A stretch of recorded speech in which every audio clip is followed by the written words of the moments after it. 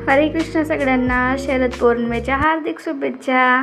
संध्याकाळसाठी माझं असं दूध इथं गरम होत होतं, त्याच्या आधी साबुदाणे भिजायला घातले मी, कारण आज माझा उपवास होता. मग त्यानंतर रावणला टिफिन बनवला.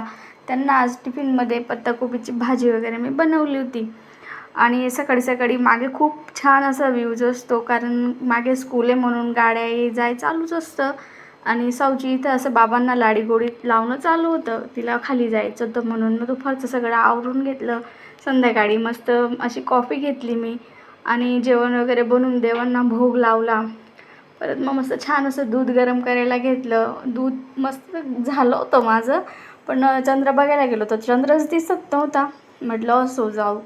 मग त्यानंतर आम्ही छान छान असे फोटो वगैरे काढून घेतले, व्हिडिओ पण काढले. तुम्ही बघू शकता दूध किती छान झालं होतं असं. मग आम्ही दूध एन्जॉय केलं आणि खूप टेस्टी झालं होतं. व्हिडिओ आवडला असेल तर लाईक शेअर सबस्क्राईब करा.